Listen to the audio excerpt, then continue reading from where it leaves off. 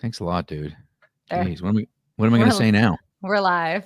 Oh my goodness, this is what an undertaking this is. We were just having a conversation. We figured, you know what? Why don't we just go live with nothing to talk about and see where it goes? What It's an amazing. awesome idea.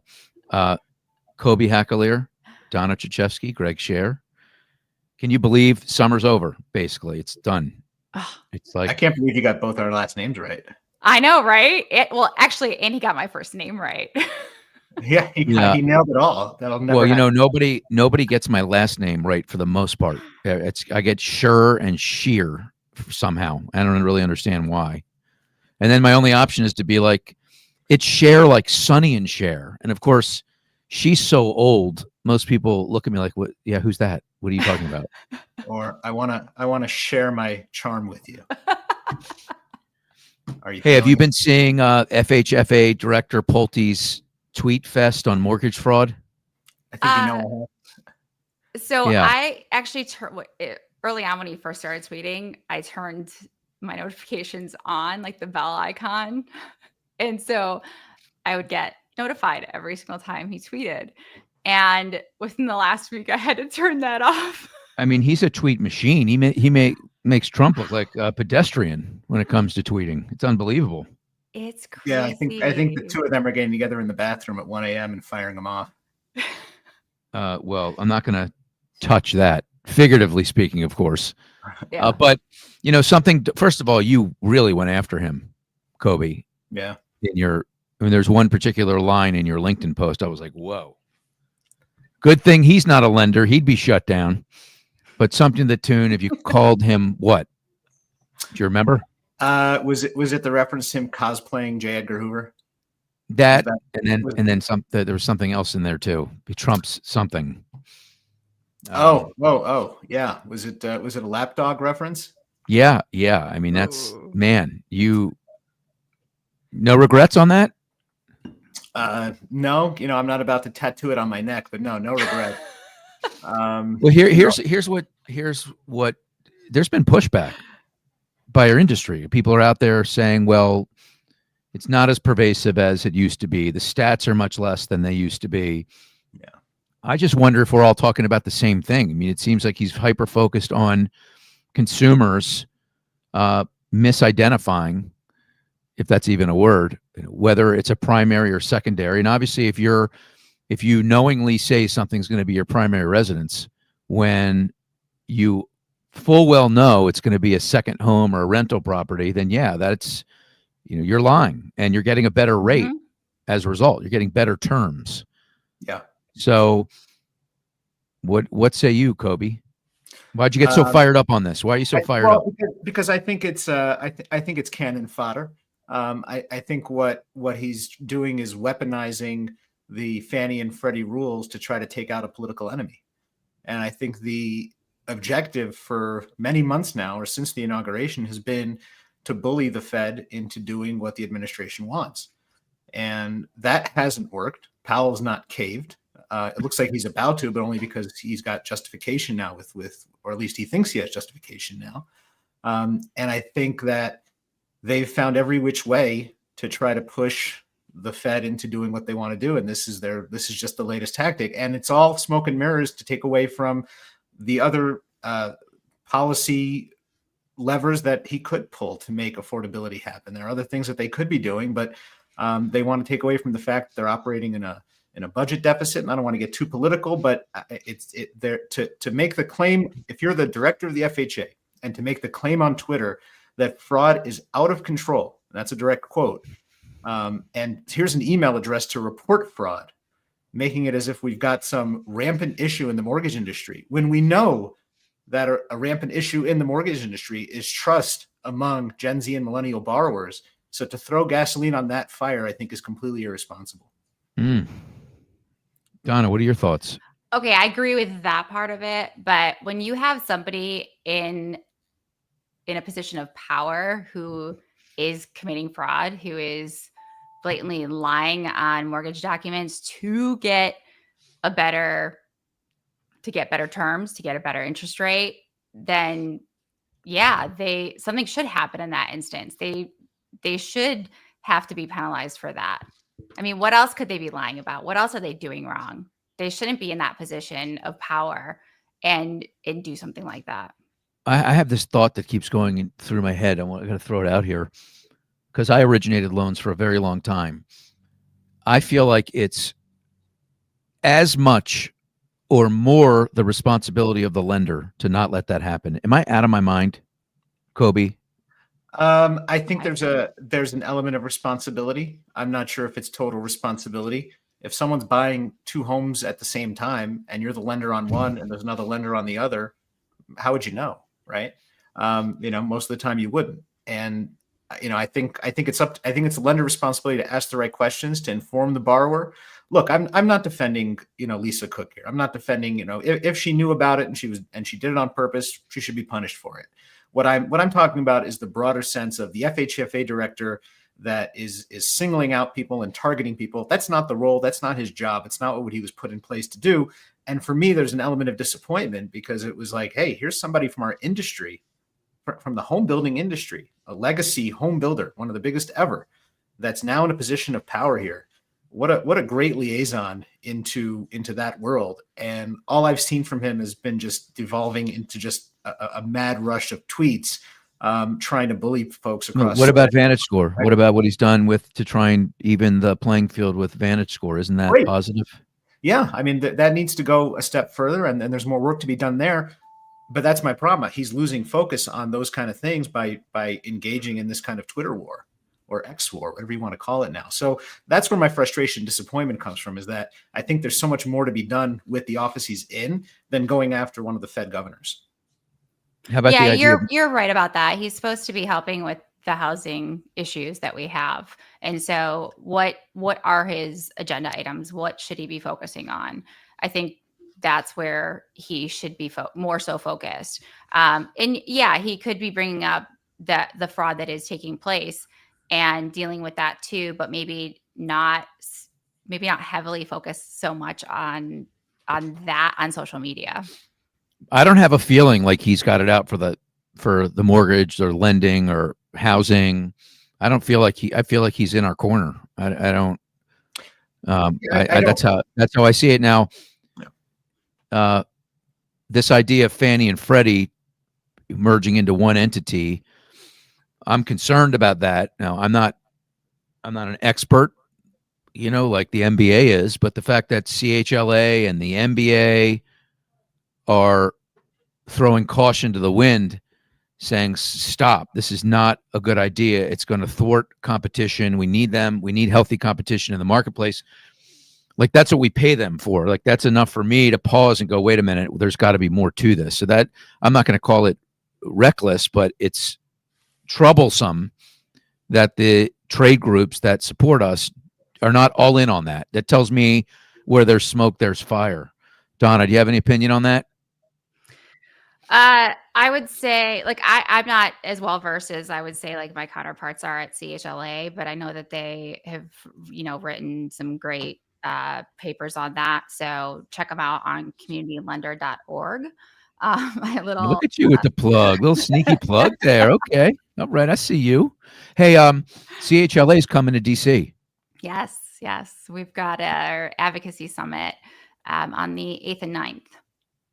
You got some big names you'll be meeting with. Are we allowed to talk about who you're meeting with? Yeah, absolutely.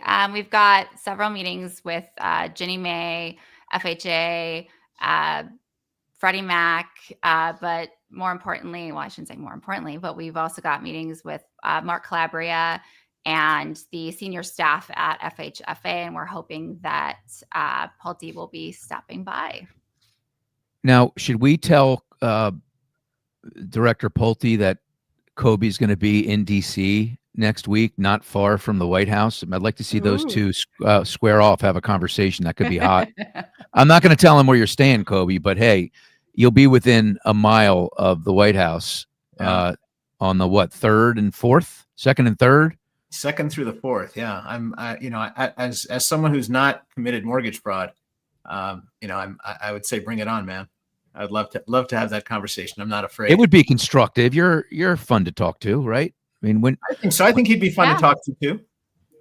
I agree with that. He'd be fun to talk to. Look, I like some of the things he's done.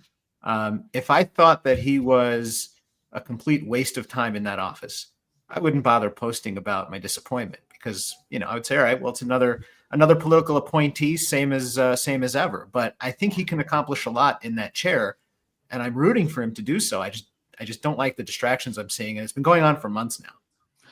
Well, I want to just take umbrage, if I may. It's a word I like to use. I don't use it frequently. Umbrage if you want, yeah. Do you really? I've never heard you say it before. I know. I've never used the word, and if you asked me to spell it, I would be completely lost. But this idea, Kobe, that you articulated a minute ago, that Pulte, that the Fed is finally caving to the rhetoric because it's been such an onslaught. If the Fed is, I disagree with that. The Fed is caving. First of all, I don't think that's the right word. But you used it. I'm paraphrasing. You might have said caving. Either giving in, caving. It was something alluded to that. Donna, we need to go that the noise has reached such a crescendo that they might be capitulating. That's another word I can't spell, but I can say. Oh, that one's not that hard to spell. But I also didn't use. I don't think the three of us could spell capitulate. Oh, I can, but it's fine. I'm gonna seriously. I'm not the best speller. I know that. I'm gonna tell you how I think capitulate is spelled. Okay. Oh, this is a fun game. I'm gonna just write this down real quick. Is this how you spell capitulate? Yeah. You got it. Yeah. You got it right. All right. Thank you very much. Umbrage. I don't know. I would spell it like and bridge. Is that right? Well, you lost. Yeah. On the second part, I think it's BRAGE. Yeah. See what I mean? I'm not a good speller. But what I was going to say is that if the Fed is capitulating, it's because they've been wrong. Their numbers haven't been right. They should have cut a long time ago. These employment revisions are ridiculous. It's weaponized. It's used as a tool against the other party, I believe, and very conspicuous how all of a sudden, when the numbers were, when you could make even more of an argument that a cut should have been made, or I'm sorry, that a cut shouldn't have been made around November, December, that they cut 50 basis points before the election. It was not November, December, though. It was prior to that, obviously, right? Because the election was November 20th. So, and then when the numbers suggested even more there should be a cut, they've been hanging on. So there's more to that story than meets the eye, Kobe. Are you going to tell me that, and Donna, that you don't think that, Powell's a human being, that he hasn't taken some of this personally and dug in? Well, I think that he's cutting rates now because he thinks he's got some justification to do so with those labor numbers. I'm not sure that he's capitulated to the pressure. I think, in fact, the pressure might have put him in even more of a defensive posture where he dug his heels in and refused to do anything because he wanted to show how independent he was. And I think if you know your history and you go back, and we've talked about this before, I think the last time you were sitting in an airport when we did, Nixon did this to his Fed chair, and it spun the economy out of control for over a decade. So I think he, number one, from a human perspective, wanted to show that he's independent, and I think he also took a look at what history shows when the administration bullies the Fed and what the long-term effects are. Do I think he's justified in doing it now? Yeah, I think he's been probably justified doing it the last 5 times he's had an opportunity to do so. But Johnny, you have something to say. You're getting all choked up over there. You're coughing. You need some water? Yeah. Wouldn't it be weird if all of a sudden your hand entered the screen, even though we're like 2,000 miles apart? That would be so strange. I don't think we're that many miles apart, Greg. Well, I'm in the DC area and you're in Michigan. Mm-hmm. Right? Yeah. Any comment on this particular topic? No, I actually agree with Kobe on that. I think he definitely dug his heels in even more just to prove that, look at me. I'm not going to bow down just because the president wants me to. I need to prove that I have my own opinions on this based on analysis, based on the data, based on history. So I feel that I'm going to show that just because somebody wants me to do it, I'm not going to do it. There was the shadow Fed idea that I think the president probably floated by Scott Bessent and some other people. I know Bessent didn't like the idea. That got nixed. So it's not like every idea gets hammered home or forced down our throats. Yeah. I don't know what my point is, Kobe. But I didn't mind it. I was in favor of that. And we're obviously on opposite sides here. I feel like the rates should have been cut a while ago. I feel like when we look back on this and there are more revisions, like you start to get the employment numbers heading in the wrong direction, that can cascade fast and send you tail spinning into a recession. At the same time, I am empathetic that it is hard to nail these things, and particularly around COVID. I'm quick to point out that Powell got it really wrong with that last infusion of QE, right? But easy for me to say when people were dying all over the place, right? And we thought this thing was going to end the world. I mean, I'm the same guy that got a freezer in my garage and was wiping off my groceries with like 9 gloves on. So I'm really one to talk. What's the freezer have to do with that? Freezer, because we stocked up so much on food. Meat. Yeah. Oh, yeah. I stockpiled. Yeah. I had never had a freezer in my life, and then suddenly I had a freezer in the garage, and I was just piling shit into it. I mean, stuff that's still sitting there today with mold on it. Oh, come on, get rid of it. Seriously. No, it's actually not in there today, but I did go back in there and after like a year of neglect, and it was just disgusting, just gross. Like the chicken was like stuck in the bag, was stuck to the side of the freezer and gooey. I'm trying to figure out how something in a freezer gets mold. It happened. I think that maybe the power went out at some point. Yeah. Well, we should have a whole other episode on bad freezer management. But I don't know that we're on opposite sides of this issue. I think my position on the Fed and the bullying of the Fed and where they should have cut rates and where they should have cut rates, my position has been more, I think we're having the wrong conversation.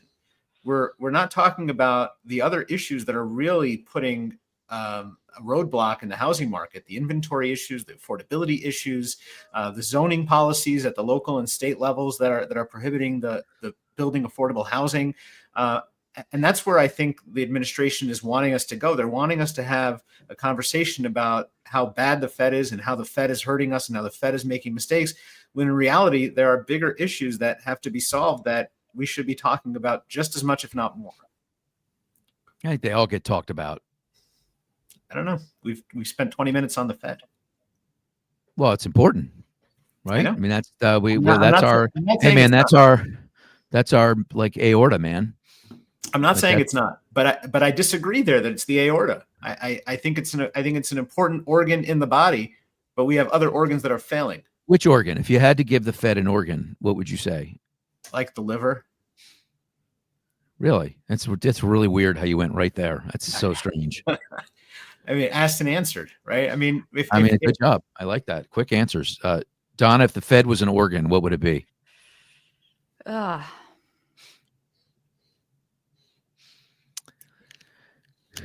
one, huh? Yeah. Like, I want to say, like, you can also say bladder. I would say nose for boogeyman.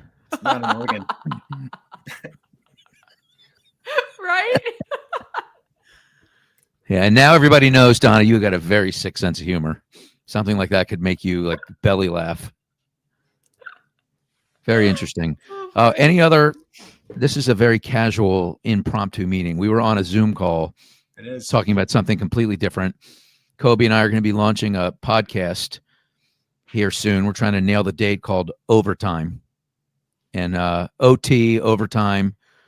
And the idea is just being there, when the clock runs out or something needs to be talked about, or after I interview someone or whatever. So I was like, let's just get on a call. And we were like, what are we going to talk about? And Kobe's like, I can't talk right now. I've got a halo over my head and I'm in my kitchen in the mountains, rough life. And that is a real kitchen back there. Is there a working kitchen? Would you mind unblurring for us, Kobe? I would not. I'm very proud of it. Unblur, and let's have a conversation about your. Can I do that mid-call? Why not? Your kitchen in the mountains. Yeah, click on that little camera icon down there, and just get rid. What is going on there in your kitchen? Yeah, well, Greg, it's all the elements of a kitchen that one would normally find. You've got a I dishwasher like, there. yeah, Yeah, I like the service window. Are you running like are you like selling food? What's going on there? You just walk up to I've the window there and order? I've got an 11-year-old, so yes, it very much is a service window. I think it was about 6 months ago when she finally figured out how to open up the fridge on her own. Wow. Yeah. So yeah, very much a service window. But yeah, this is my home in the mountains. I'm about 45 minutes north of Lake Tahoe here. And if you go further out towards the back, there's a golf course back there, and it's really nice. But yeah, I've got a rustic, dated kitchen that I'm forced to sit in when I'm up here because the house is not that big. I got it. All right. But it's a great space. I've got good light here and a comfortable spot, and I'm close to the beer. I mean, what's more important than that? What is that red thing behind you? Is that supposed to hold like a fire extinguisher back there, right No, over your left shoulder? Those are, as I've talked about at some points, I'm a volunteer firefighter and EMT, That's so right. those are two fire hydrant key holder ornaments that someone gave me that I decided to put on my wall. So yeah, actually tomorrow we're having a big hot dog barbecue fundraiser at the fire department. Very exciting. Awesome. What's the worst fire you've ever had to respond to? Structure or wildland? Because we're in Northern California, so we get wildfires.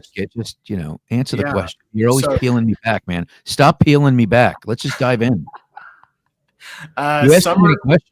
That's why you're a journalist. That's what you do. Summer of 21, we had the Dixie Fire. The Dixie Fire is the second or third biggest fire in the entire state of California's history. It burned over 1 million acres. I was on that fire for 6 weeks, and that fire came within about 2 miles of my home. Wow. Oh, man. Wow. And it lasted from July 4th weekend through the middle of October. So that was one of the worst summers I've ever spent in my life. Jeez. Yeah. So, but very rewarding thing. And I did that because I moved into California in 2019, a year in when I still didn't really know anybody. COVID happened, and the only thing open was the fire department. So I was like, all right, I'll volunteer for that. And so now I'm coming up on my 5th year fighting fire. Damn. Well, appreciate your service, buddy. Are you a volunteer? Yeah. Volunteer firefighter and EMT. Pretty cool, man. If I ever have any complications, I hope to be around you. I'm sure you know the Heimlich maneuver, right? I do. Well, everyone should. Yeah. Well, and everyone should have smoke detectors in their house that work and get tested, and should have fire extinguishers on every floor, an escape plan. But I think the majority of people don't have all of those things. I'm guessing you do, though. I do. Yeah. I even have a fire extinguisher in the kitchen, which you should have. And should replace. Absolutely. I mean, if you had to have one fire extinguisher in one room, wouldn't it be the kitchen? Yes. Yeah. We were talking about freezers earlier in COVID, and I have a refrigerator that refuses to close. It's the most annoying thing, and it makes this beeping sound. So, and no one closes the fridge the way they're supposed to close it. Especially the kids, they swing it shut, which is automatic ajar, by the way. It doesn't shut when you shut it. So most of the time I'm in my house, I'm hearing this annoying beeping sound. I got to go downstairs, shut the fridge. Before we go, I had lunch the other day with 3 other highly respected people in the mortgage business. Michael Clark from PRMI, Larry Silver, who's your good friend and who's a recruiting extraordinaire, and Scott Reese, who's a voice, very well-respected voice at Rate. We had a conversation at lunch. This was 2 days ago, and we were all kicking around this question: where do we think rates will be at the end of the year? I'm the only one that said below 6%. They thought I was crazy. Scott Reese says 6.25. Michael and Larry feel like it's going to stay in the range that it's in now. Your thoughts in closing? Yeah. I mean, do I have time for a quick, scary Larry Silver story?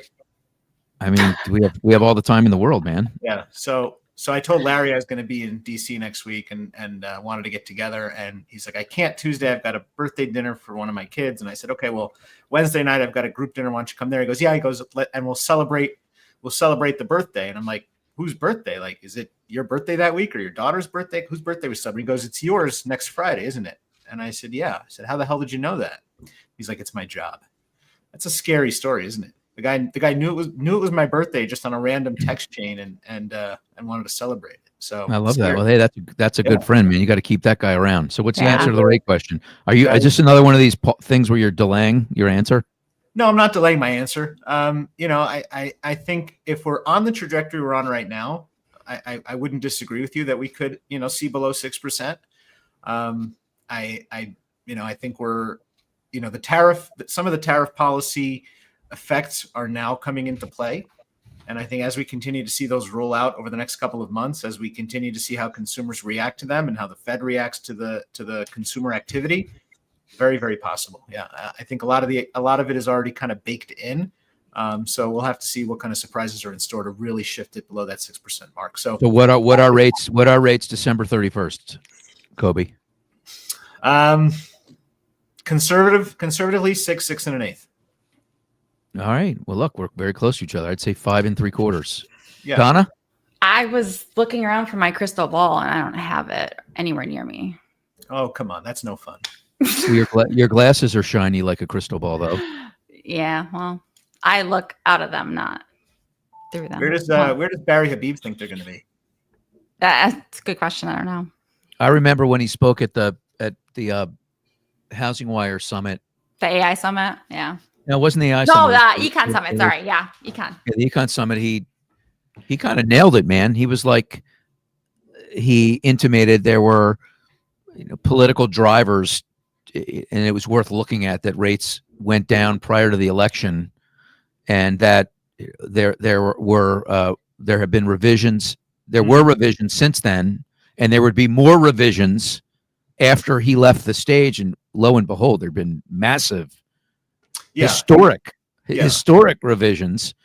He thought that the unemployment rate would get up to 4.5%, and that rates would get down into the, right around the 6% range. I was reading something recently. I'm not going to be able to articulate it well enough, Kobe, so I'm going to lean on you here, but something to the effect of, with the immigration policies and so many people leaving the country, and it's hard to really document how much the employment, because they're undocumented. So it's not like they're showing up in BLS surveys or whatever those things are.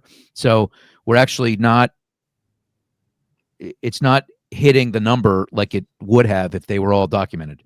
Is that fair or no? Yeah.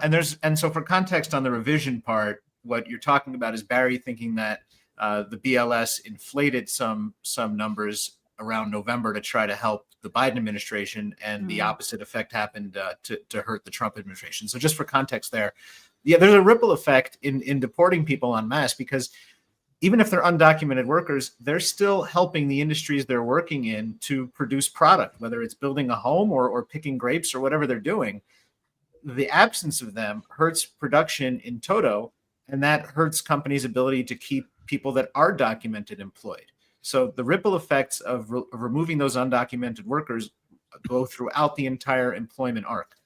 When you have to replace them, so when you replace them, that's another person you put back to work, and that helps to keep the employment number low. So maybe, because you may not be replacing them with, you may be replacing. Correct. Yeah, because they were never on your payroll anyway. Right, but you may be replacing them with someone that's costing you a lot more money. True. Because you have to pay them on the books, and so now your total employee count is going to go down. So there's ripple effects to removing those people from the workforce, the unintended consequences of policy, as Thomas Sowell, the economist, likes to talk about. Donna, you're going to close this out before Labor Day. What are your closing statements here? Does it have to be about that topic? Could be anything. What do you want to say? Well, I'm sad that summer is coming to an end. It's flown by too quickly. I'm excited for the holiday weekend, day off of work, and conference season is really going to pick up here. So that's going to be intense. There is just too much going on. That's going to be like, fall is just going to fly by for us. And then before we know it, Christmas is going to be here. Yeah. It's another new year. A scary thought. Well, the years are flying by. Wait until you two get to be my age. You'll see. Okay. We're not that far behind you. No, you're not that close either. All right. Well, this has been fun. Enjoy your weekend. We'll see how many people watch this and what kind of feedback we get. Maybe this becomes a regular thing, or maybe you never see our faces again. One It's or the other. possible. Could happen. It's We very could all get possible. indicted we could all get indicted for mortgage fraud by the time Tuesday rolls Oh, around. stop it. Yeah, Stop I it. might get banned from Hey, man, Twitter, look- from X. Who knows? Hey, lay off my administration, okay, Kobe? I'll do my best. All right, everybody, take it easy. All See ya. right, Greg, can you hit end for me, please? I'll hit end, and then we got to hang on to make sure this thing uploads or something, right? Is that how we do this? Yeah. Okay. Yes. All right. See you, everybody. Bye-bye. Bye. Bye.